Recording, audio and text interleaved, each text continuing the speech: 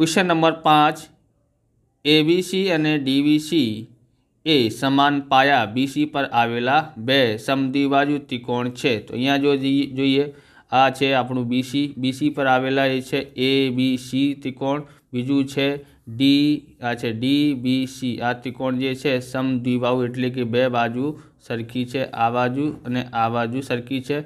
બીજી આ ત્રિકોણમાં એબીસીમાં આ બાજુ અને આ બાજુ સરખી છે। ઓકે, साबित करो कि खूणा ABD बराबर खूणा ACD थाय छे। तो आ छे ABD एटले आ खूणो अने ACD एटले आ खूणो सरखा छे।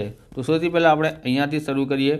आ छे ABC एटले आ खूणो, पछी DBC एटले के DBC एटले आ खूणो अने आ खूणो जोवानुं छे। तो आ बंने शुं छे? तो ए जे छे आसन्न कोण छे એટલા માટે લખીએ ખૂણા ABC અને ખૂણા DBC આસन्न કોણ છે।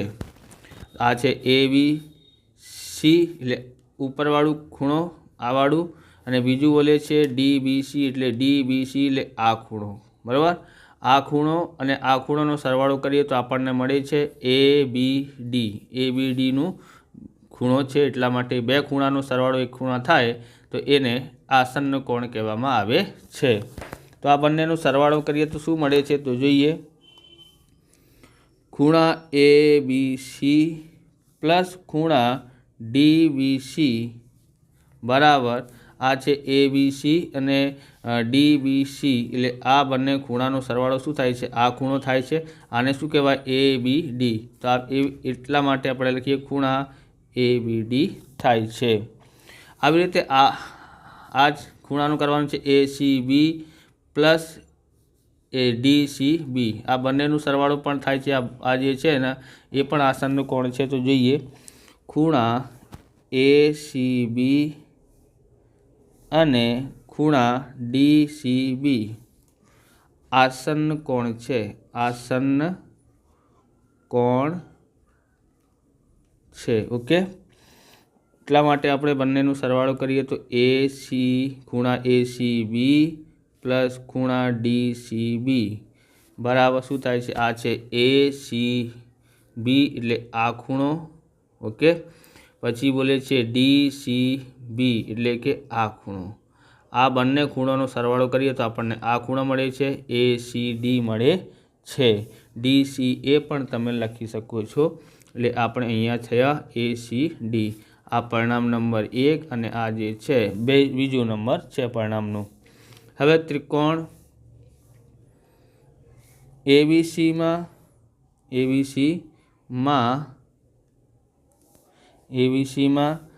AB બરાબર શું છે? AC છે।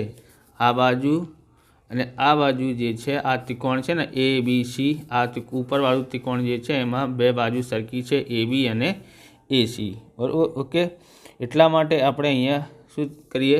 કોઈ ખૂણા B અને ખૂણા C જે છે એ પણ સરખો થાય છે। તો કેવી રીતે લખી શકાય? તો ખૂણા ABC એટલે ABC એટલે ઉપરવાળું આ ખૂણો બરાબર શું થાય છે? ખૂણા ACB। તો આ ACB એટલે આ ખૂણો, ઓકે, તો આ જે પણ સરખા થાય છે પ્રમેય 7.2 મુજબ, પ્રમેય 7.2 મુજબ। હવે નીચેવાળી ત્રિકોણમાં જોઈએ તો ત્રિકોણ DBC માં તો આ બાજુ BD બાજુ અને આ DC બાજુ બંને કેવી છે? સરખી બાજુ છે। એટલે DB બરાબર DC થાય છે। એટલે હવે આ ખૂણો અને આ ખૂણો પણ જે છે સરખા છે। તો કેવી રીતે લખી શકાય? કે ખૂણા DBC બરાબર ખૂણા DCB એ જે છે પ્રમેય 7.2 મુજબ।